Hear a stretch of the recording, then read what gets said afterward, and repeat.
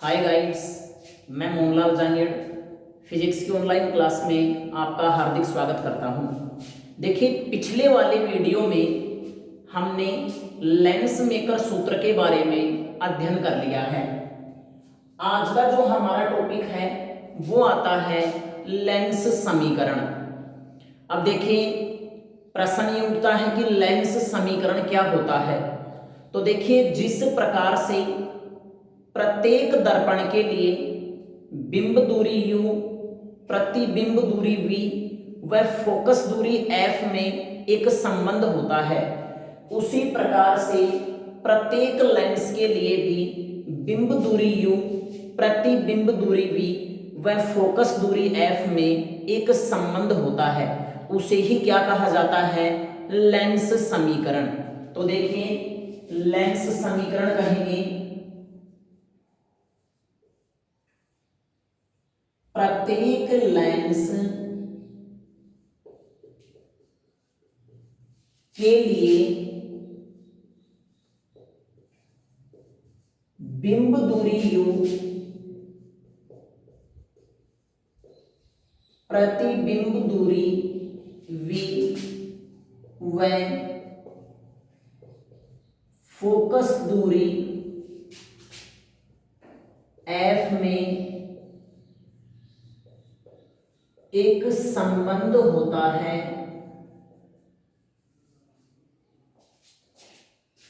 उसे लेंस समीकरण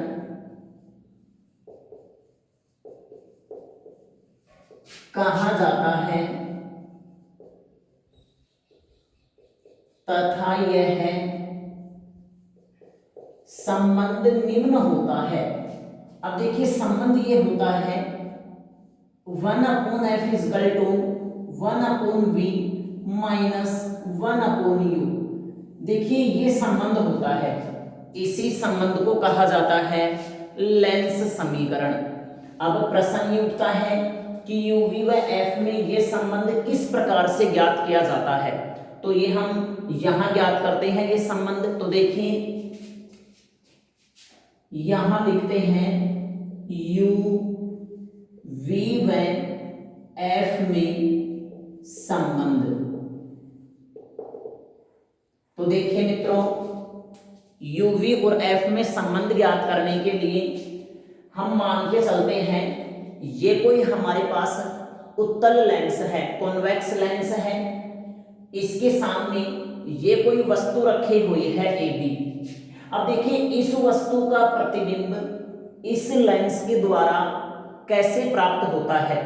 तो ये मैंने आपको पहले ही बता दिया है, लेंस से प्रतिबिंब का बनना या फिर पतले उत्तल लेंस से अपवर्तन के नियम में।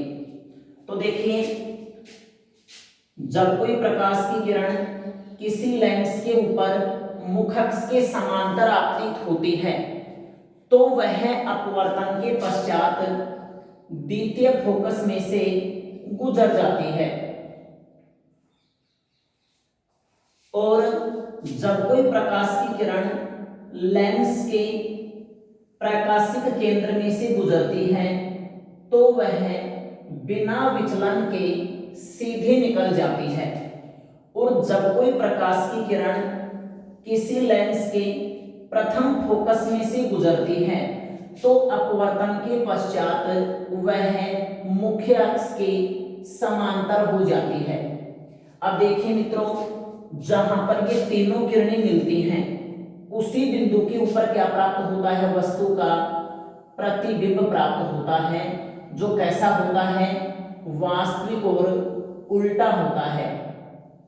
रियल एंड इनवर्ट इमेज प्राप्त होता है AB का। अब देखिए, UV और F में संबंध ज्ञात करने के लिए हम क्या करते हैं? तो देखो, यहां से यहां तक की जो दूरी है ये तो कहलाती है आपकी बिंब दूरी U। यहां से यहां तक की जो दूरी है ये कहलाती है आपकी प्रतिबिंब दूरी V, और इसे हम कहेंगे फोकस दूरी F। तो देखिए मित्रों, UV और F में संबंध ज्ञात करने के लिए हम क्या करते हैं? हम सबसे पहले त्रिभुज लेते हैं ओ ओ डैश F2। देखो मैं इसको थोड़ा सा गहरा कर देता हूं, ध्यान दें। ओ ओ डैश F2 और दूसरा जो ट्राइंगल लेते हैं ये लेते हैं हम A dash B dash F2। अब देखो इन दोनों त्रिभुजों को हम क्या करते हैं, समरूप करते हैं सबसे पहले। तो देखिएगा यहां लिखते हैं त्रिभुज ओ ओ डैश F2 व त्रिभुज A dash B dash F2 में। तो देखिए मित्रों ओ ओ डैश F2 और A dash B dash F2 में ये जो कोण है ये कोण इसके बराबर है 90 डिग्री है। तो मैं इसको लिख सकता हूं कोण O dash O F2 equal to कोण B dash A dash F2, क्योंकि दोनों ही समकोण हैं। और देखिए ये जो कोण है ये आपका इसके बराबर है, आप चाहो तो ये कोण भी ले सकते हैं, ये इसके बराबर होगा क्योंकि इसका अल्टरनेट एंगल है, एकांतर कोण है। बट अपन ये ले लेते हैं, ये है इसका शीर्षाभिमुख कोण या अपोजिट वर्टिकल एंगल। तो देखिए ओ F2 ओ डैश कोण ओ F2 ओ डैश बराबर कोण A dash F2 B dash A dash F2 B dash. ये दोनों कैसे हो गए, ये हो गए शीर्षाभिमुख कोण। और मैंने आपको पहले ही बता रखा है, देखिए जो कोण जेड स्ट्रक्चर में बनते हैं ये कोण कहलाते हैं शीर्षाभिमुख कोण। या दो समांतर रेखाओं को कोई तिर्यक प्रतिच्छेदी रेखा काटती है तो ये जो कोण है ये कहलाएंगे एकांतर कोण। तो देखिए ए नियम से त्रिभुज ओ ओ डैश F2 समरूप त्रिभुज। देखिए ओ किसके बराबर में है, A डैश के बराबर में है, F2 के बराबर में है। तो यहाँ पे जो शेष बचेगा O डैश ये किसके बराबर में होगा, B डैश के बराबर में होगा। अब हम ये जानते हैं कि दो समरूप त्रिभुजों की संगत भुजाएं समान अनुपात में होती हैं। तो यहां लिखते हैं चूंकि दो समरूप त्रिभुजों की संगत भुजाएं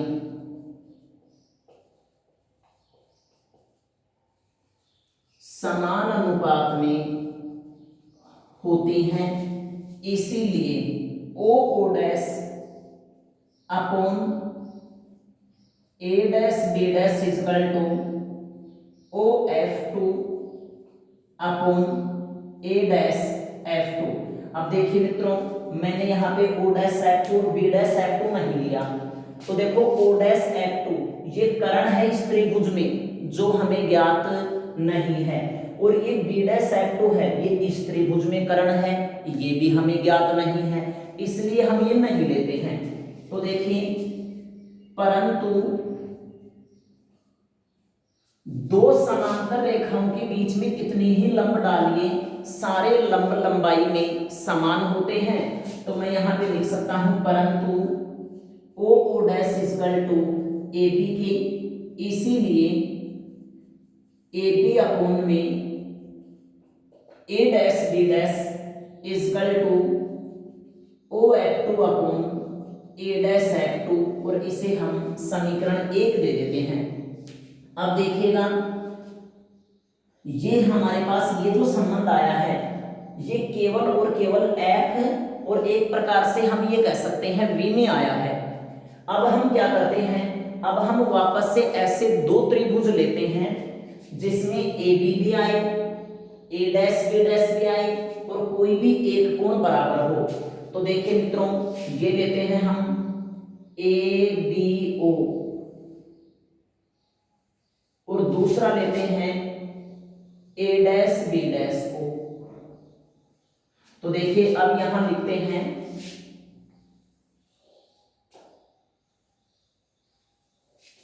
अब त्रिभुज ए ओ बी व त्रिभुज ए डैश ओ बी डैश में हम वही करते हैं, कोई भी दो कोण बराबर करते हैं। तो देखिए ये जो कोण है ये इसके इक्वल है 90 डिग्री और ये वाला जो कोण है ये इसके इक्वल है शीर्षाभिमुख कोण। तो यहां लिखते हैं कोण B A O equal to कोण B dash A dash O, ये दोनों 90 डिग्री हो गए और कोण ए ओ बी बराबर कोण ए डैश ओ बी डैश, ये हो गए शीर्षाभिमुख कोण। तो देखिए वही ए नियम से त्रिभुज ए बी ओ समरूप त्रिभुज, देखो ए डैश के इक्वल है, ओ के इक्वल है, तो यहाँ पे जो बी है वो बी डैश के इक्वल होगा। और हम ये जानते हैं कि दो समरूप त्रिभुजों की संगत भुजाएं समान अनुपात में होती हैं। तो मैं इसको यहाँ पे लिख सकता हूं, इसीलिए A B upon A dash B dash equal to A O upon A dash O, इसे देते हैं हम समीकरण 2।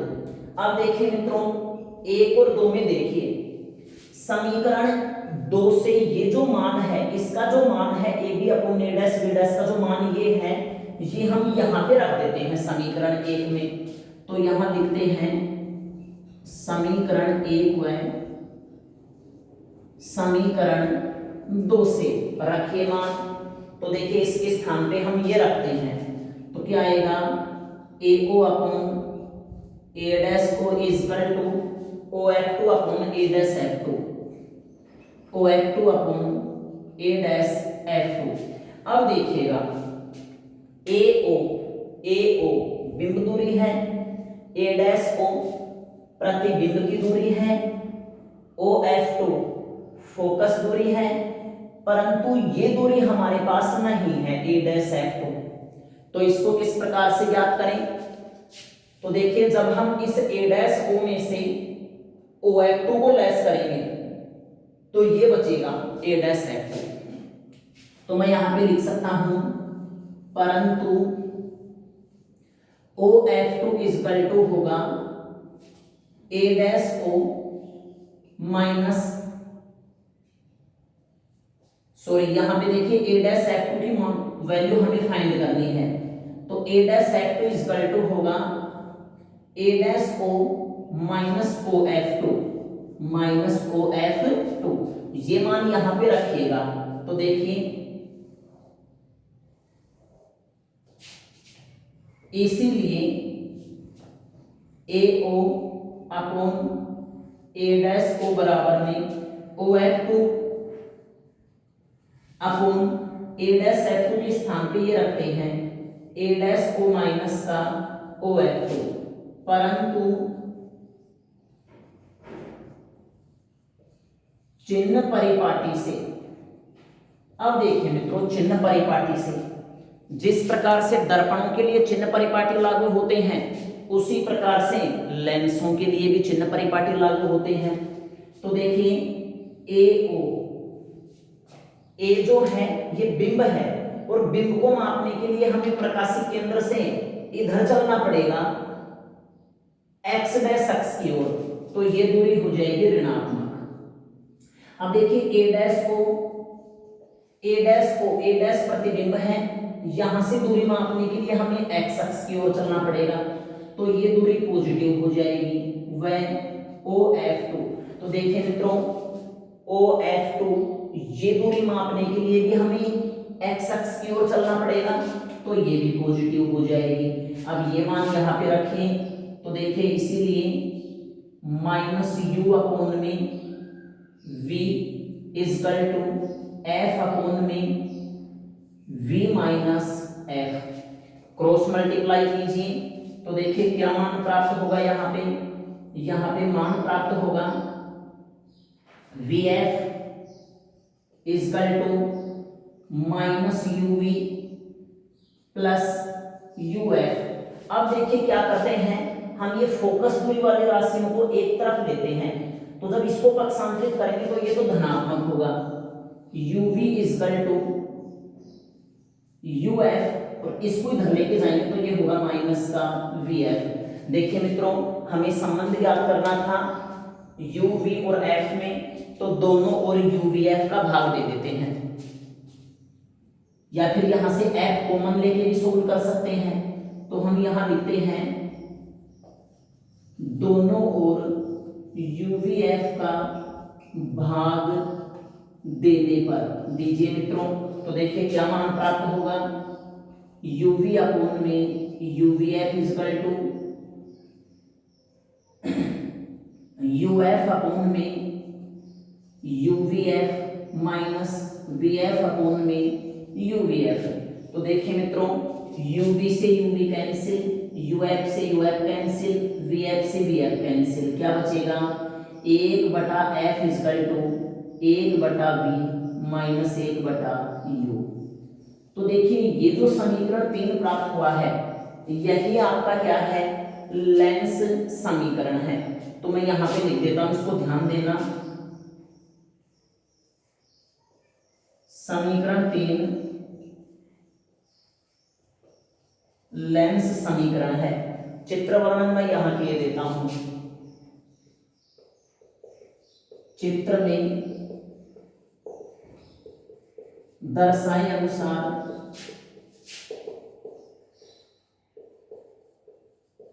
किसी उत्तल लेंस के सामने कोई वस्तु AB स्थित है जिसका वास्तविक व उल्टा प्रतिबिंब A' B' पर प्राप्त होता है। अतः चित्र से एज इट इज इसका स्क्रीनशॉट लीजिए, फिर अपन नेक्स्ट टॉपिक में चलते हैं।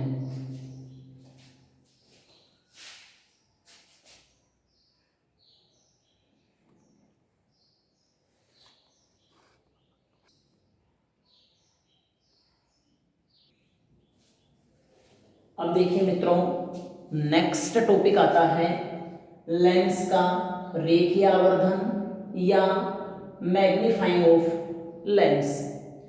अब देखिए यहां पर प्रश्न ये उठता है कि रेखीय आवर्धन क्या होता है। तो मैंने आपको दर्पण वाले चैप्टर में बता दिया है कि यदि हम लेंस के द्वारा वस्तु का प्रतिबिंब प्राप्त करते हैं तो ये प्रतिबिंब हमें छोटा भी प्राप्त हो सकता है और बड़ा भी प्राप्त हो सकता है वस्तु से। लेकिन यदि हम अवतल लेंस के द्वारा प्रतिबिंब प्राप्त करते हैं तो प्रतिबिंब सदैव छोटा प्राप्त होता है। अब प्रश्न ये उठता है कि किसी लेंस के द्वारा जो प्रतिबिंब छोटा या बड़ा प्राप्त होता है, ये बिंब से कितना गुना छोटा या कितना गुना बड़ा होता है, तो इसकी तुलना करना ही क्या कहलाएगी, रेखीय आवर्धन। तो देखिए परिभाषा, लेंस के द्वारा बने प्रतिबिंब के आकार व बिंब के आकार का अनुपात ही क्या कहलाएगा, लेंस का रेखीय आवर्धन। इसे किससे प्रदर्शित करते हैं, m से प्रदर्शित करते हैं। तो देखिए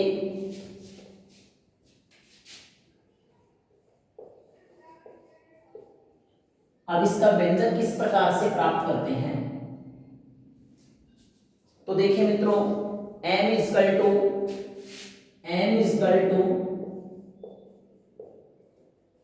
प्रतिबिंब का आकार या फिर प्रतिबिंब की ऊंचाई व बिंब का आकार या बिंब की ऊंचाई का अनुपात ही क्या कहलाएगा, रेखीय आवर्धन। अब देखिए प्रश्न ये उठता है कि प्रतिबिंब का आकार कितना है। तो देखो प्रतिबिंब का आकार A' से लेके B' तक होगा। तो मैं इसको यहां इस प्रकार से लिख सकता हूं, m बराबर A' B' upon size of object means AB। अब प्रश्न ये उठता है कि ना तो हमारे पास प्रतिबिंब की ऊंचाई है ना बिंब की ऊंचाई है, तो हम इसको तो मान लेते हैं h डैश और इसको क्या मान के चलते हैं h, इसे सरल करने के लिए। तो देखें, यदि प्रतिबिंब की ऊंचाई या आकार h डैश व बिंब की ऊंचाई या आकार h हो तो चिन्ह परिपाटी प्रयुक्त करते हैं। तो देखो m बराबर में a dash b dash upon में a b का जो मान है a डैश b डैश को तो हमने मान रखा है h डैश, चूंकि ये दूरी अधोमुखी है तो ऋणात्मक होगी, तो माइनस h डैश अपोन में a b ऊपरी मुखी है धनात्मक होगी। इसे समीकरण 2 दे देते हैं।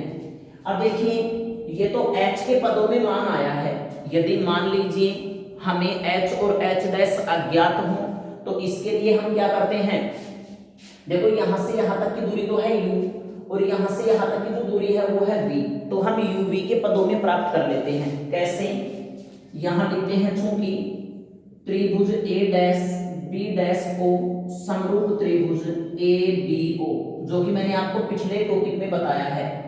तो देखिए इसीलिए a dash b dash upon में a b equal to a dash o upon में a o। तो देखो मित्रों a डैश o का मान धनात्मक होगा, इसे लिख सकते हैं v, और a o बिंब दूरी है जो सदैव ऋणात्मक होती है, ये मान 2 में रखते हैं। समीकरण 2 से m equal to minus h dash upon h बराबर में, देखो इस राशि का मान हम ये रख देते हैं तो क्या आएगा माइनस v अपोन u, इससे ये कैंसिल। तो देखिए मित्रों m equal to h dash upon में h बराबर में क्या होगा v अपोन में u। तो देखो ये जो समीकरण 3 है ये लेंस के रेखीय आवर्धन का समीकरण है, जो कि उत्तल और अवतल दोनों लेंसों के लिए समान रूप से लागू होता है। और इससे ये स्पष्ट होता है कि वास्तविक और उल्टे प्रतिबिंब के लिए m का मान धनात्मक होगा, तो स्वाभाविक है सीधे और आभासी प्रतिबिंब के लिए m का मान क्या होगा ऋणात्मक होगा। तो देखिए यहां लिखते हैं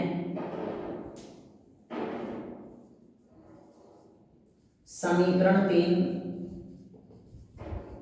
लेंस के रेखीय आवर्धन का समीकरण है, जिससे यह स्पष्ट होता है कि वास्तविक व उल्टे प्रतिबिंब के लिए m का मान धनात्मक होता है। तो देखिए मित्रों आज के लिए इतना ही काफी है। अब हम अगले वीडियो में अध्ययन करेंगे m का मान vf और uf के पदों में।